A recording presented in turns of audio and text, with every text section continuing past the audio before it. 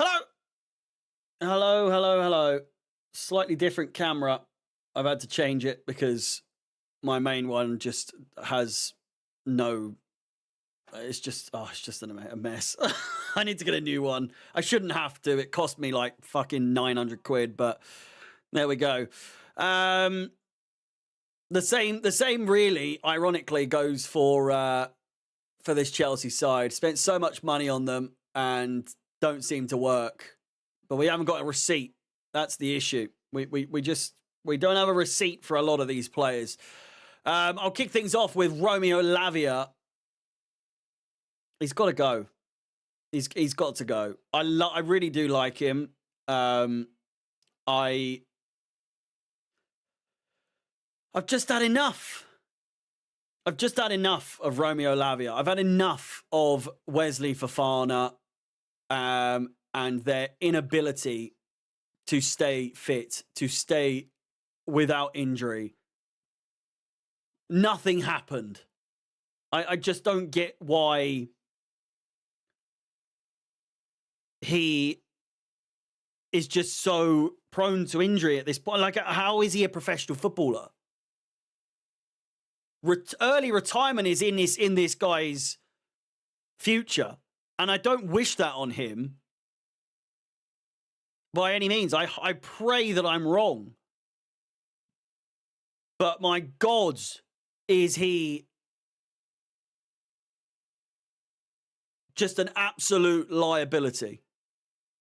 It's ridiculous. And at the start, it was always, poor guy. Same with Fofana, poor guy. Then it happens again, and you're like, yeah, I mean, that's annoying. Then it happens again, and you're like, all right, let's fucking chill out here.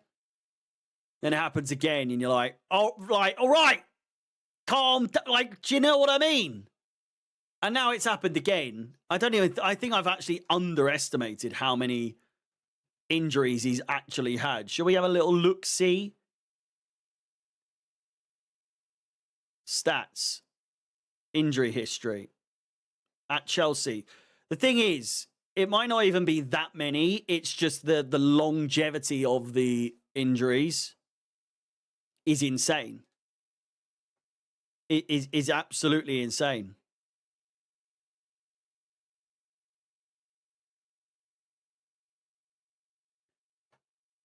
For some reason, it's not loading. Injury history. Jesus Christ. He has had 1, 2, 3, 4, 5, 6, 7, 8, now 9 injuries.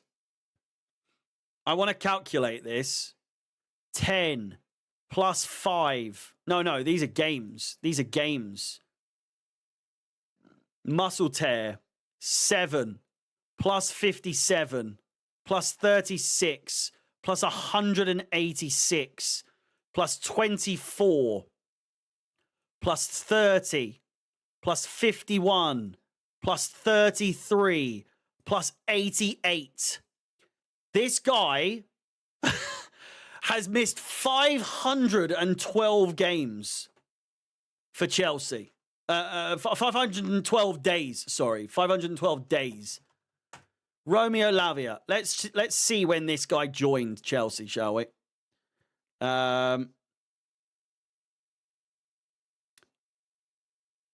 August the 18th, 2023. Days since August 18th, 2023. 810 days.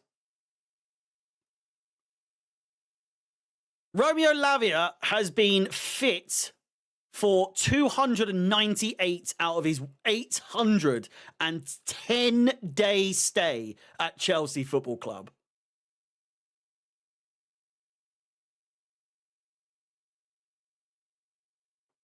It's outrageous. It's absolutely outrageous. The rotations were pointless. They were unnecessary. As Tin Hizzy's just said, time to stop the silly rotations. This isn't the Conference League anymore. No more Disasi and Sterling for a reason. So why do we bother with the likes of Tosin and Lavia who can't stay fit? I mean, Tosin not struggling to stay fit, but I get what you're saying. Hato at centre-back when Josh is available is outrageous. Let's take a look, shall we, at the team. Fuck's sake. Where's my camera? Hang on. Where's your camera? There it is. Hang on. There you go. Kind of. Hang on.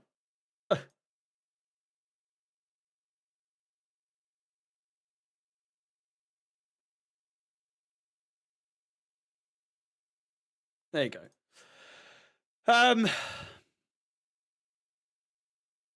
Look at the bench.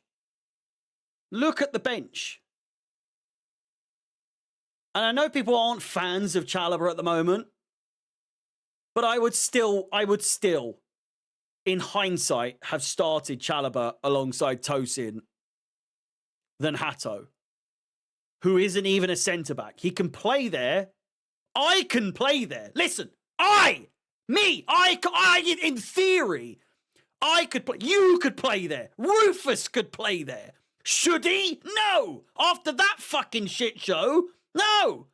He shouldn't fucking play there at all.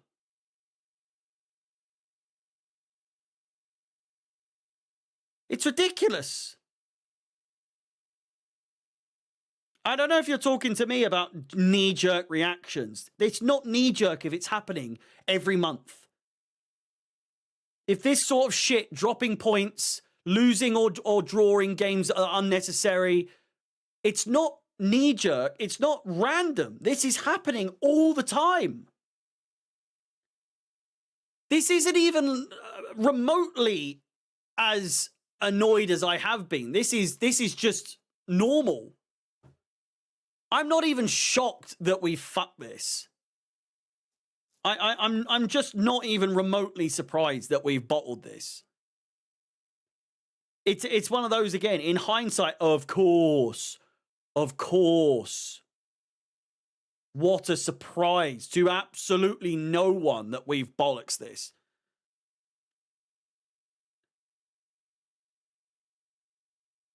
I don't think it would have made a difference with Sanchez or Jorgensen, to be fair. I thought Delap was decent when he came on, personally. Danny. Usually like what you have to say, but I would say that Delap, as Ben has just said, he changed the game when he came on, as did Garnacho. But you've got Josh, you've got Fofana, and you've got Chalobah. Hell, you've even got Gusto. If you want to play Gusto at right back and then bring James as a centre back, fucking, I don't care. Do that. But let's not fuck about here and start playing Hato regularly as a centre back, or not even regularly, but just. Do you know what I mean? What a weird decision. What a weird decision. To come into this game and put Hato as our centre-back. Moresca needs to select a consistent back line for them to develop chemistry and momentum. Again, I agree. But the injuries, the lack of fitness from the likes of now Colwill, not fair to say that sort of like it's fitness for him. But it is, in theory. He's out injured. We don't know what Colwell's going to come back like. Is he going to come back smaller? Is he going to come back less fit? Is he going to get injury prone as a result of what injury he's got? Wesley Fofana can't finish a full 90 minutes. because he's not fit enough. James and Cucurella with James and Cucurella today. I thought Cucurella was partially to blame. Again, in theory, down that left-hand side, in the build-up, Hato ultimately was the guy that was majorly to blame. But it was down that left-hand side. Cucurella was nowhere to be fucking seen. Nowhere to be seen. So leaving that down to a 19-year-old to deal with that. What do you do? I just can't wrap my head around why he started Hato. 7 changes. 7 changes in this game from our win against Tottenham. And what everyone's saying is true. Champions League is Champions League, Moresca. Why are you resting players in a Champions League game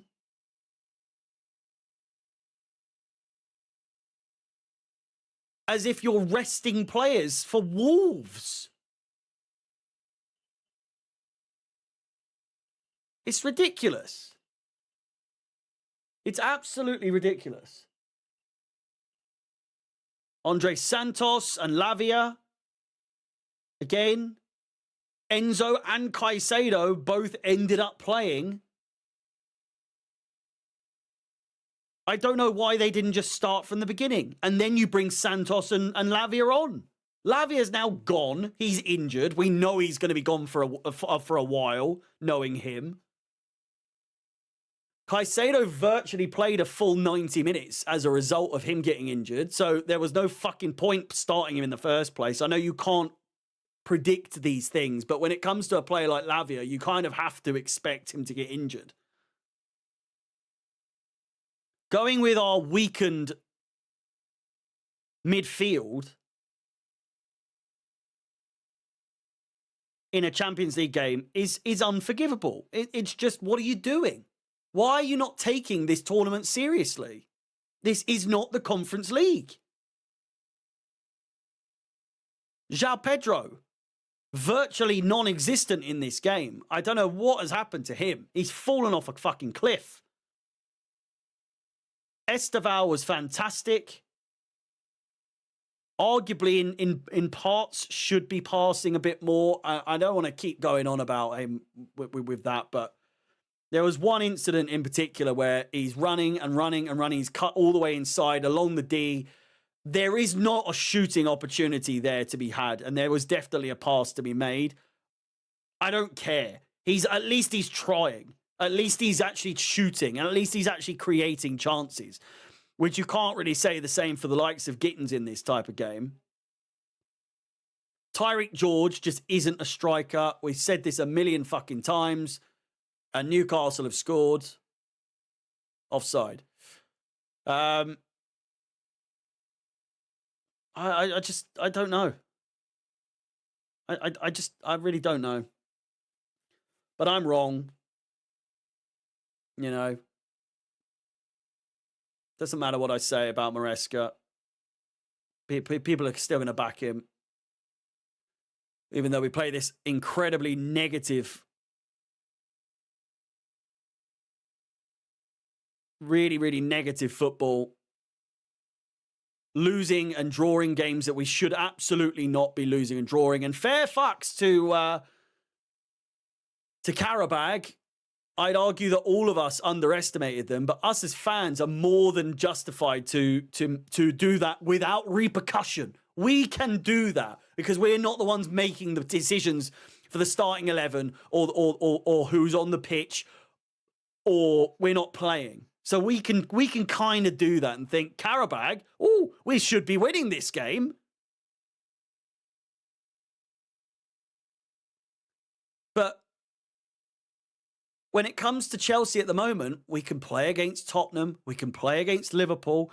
We might even play well against Arsenal. Who knows? Who knows?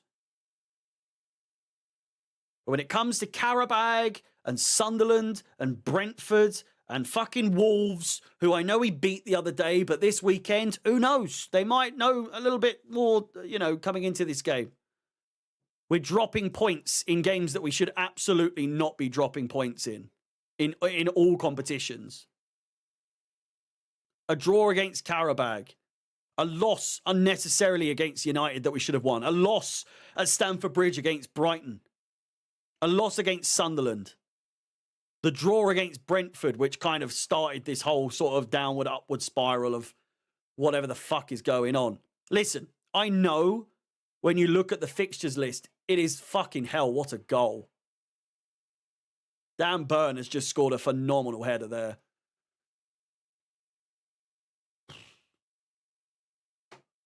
But you look at our fixtures coming up, Wolves, Burnley. If we don't fucking win both of those, he's gone. He's got, in my opinion, he's just, we can't be taken seriously. We can't compete with a manager who can't be beating Wolves and Burnley. We are quite literally playing against 20th and 17th in our next two games in between an international break. If he can't gather the troops and galvanize this squad to get back-to-back wins before we have to play arguably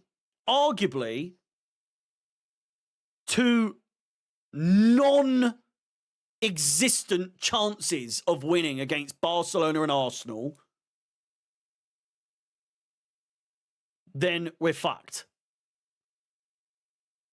Barcelona, Atalanta, Paphos, who just beat Villarreal, and Napoli. Qarabag should have been a win. Should have been. I don't give a fuck if we've underestimated Qarabag.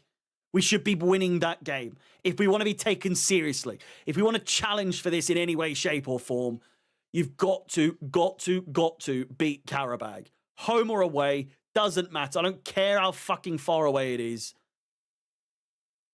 I don't care how little sleep you got. Boo fucking who. You beat Qarabag.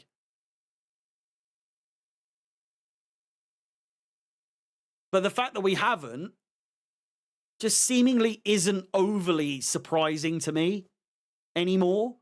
Like when we drop points or lose or draw in games like this, I'm just not shocked. Like we nearly fucking bottled it against Lincoln, for Christ's sake. We went 1-0 down against Lincoln, and I know that's like, oh, that's the whole point of cup competition. Anything can happen. It shouldn't. it shouldn't. Some games it shouldn't. You know? We're playing Cardiff, League One. And I'm not absolutely positive we're going to even win that game. You know? A lot needs to change. A lot. But I think some people who are so blindly Moresca need to start waking up a little bit more. Again, I'm not saying Moresca out. I'm not even suggesting that is anytime soon. But I'm just saying, start to realize that maybe this guy isn't all he's cracked up to be. That your whatever image that you have of Moresca, he's just not that guy. He can win the Club World Cup. He can win the Conference League. But playing like this, against teams like this, and against Sunderland, we're not going to win fuck all. Unless something drastic changes in his mentality, I think we can still do something with Moresca. But he needs to change his mindset, the way he comes into games. You can't be resting 7 fucking players from a win against Tottenham on the weekend and expect to have chemistry, have a team that is together and beat a team like Qarabag, who will look at Chelsea and think, we can get a fucking result against these fuckers. They're not that good. We've seen, whenever they play against teams that are lesser opponents, Chelsea bottle it. Chelsea always seem to underestimate teams like us. So do you know what? Let's fucking get a result here. easiest point they've got all fucking tournament. I tell you that much. With that said, let me know your thoughts in the comments. Smash the like button, subscribe, hit the bell notification. I'll be back for the Wolves game on the weekends. International break. Then it's Barcelona, well, Burnley. It's Burnley first. Barcelona, Arsenal, and Leeds. Goodness gracious, mate. Goodness gracious, mate. I'll see you later. Have a good one.